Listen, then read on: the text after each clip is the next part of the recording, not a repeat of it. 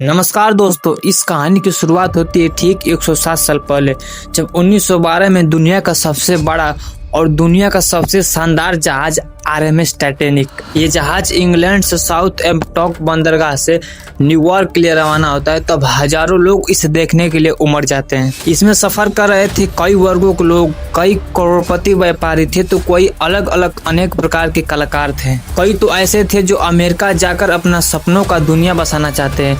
कह सकते हैं कि टाइटैनिक सिर्फ लोग नहीं बल्कि सपनों का समुंदर ले जा रही थी।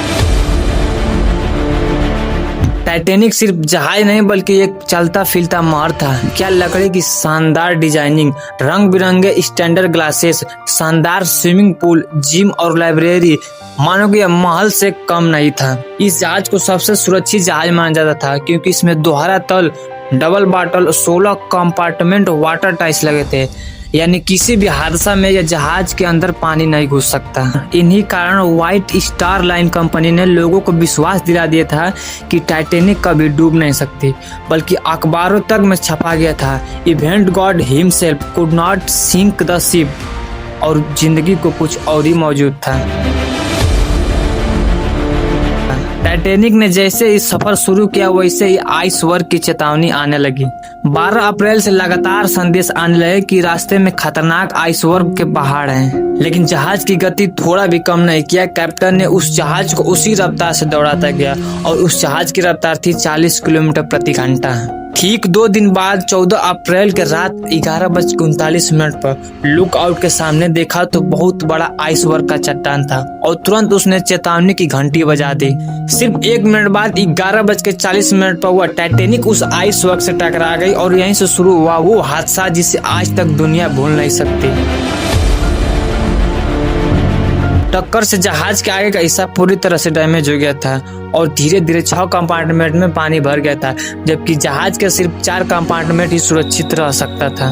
20 मिनट के बाद SOS सिग्नल को भेजा गया, जबकि उस टाइटैनिक में 2200 लोगों की जान दांव पर थी।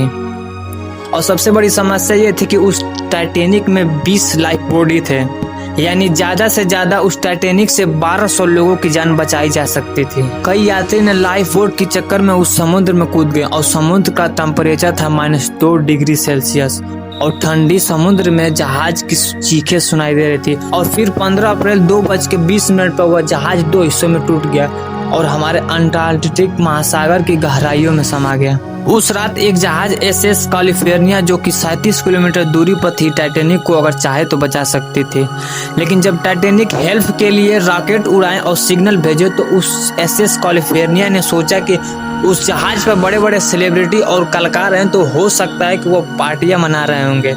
लेकिन सुबह होने के बाद जब यह खबर उसने सुनी SS कैलिफोर्निया जहाज के कैप्टन, तो उनको बहुत पछतावा हुआ। टाइटैनिक के इसी हादसा ने पूरा दुनिया को हिला डाला और इसी स्तर पर कई नियम बनाए गए कि जब कोई भी जहाज अगर जाए तो अपने साथ प्रॉपर लाइफ बोट लेकर जाएगा। और ठीक 1985 में उस जहाज का मालवा उस समुद्र में पाया गया और वह धीरे धीरे क्षय हो रहा था। लेकिन उस टाइटैनिक की हादसा पूरे दुनिया में खलखली मचा दी थी।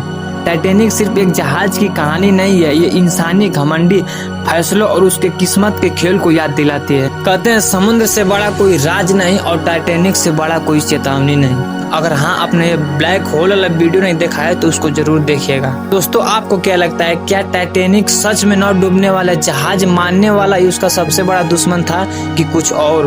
अपनी राय प्लीज में कमेंट में बताएं। तो मिलते हैं नेक्स्ट वीडियो में, तब तक के लिए जय हिंद, जय भारत।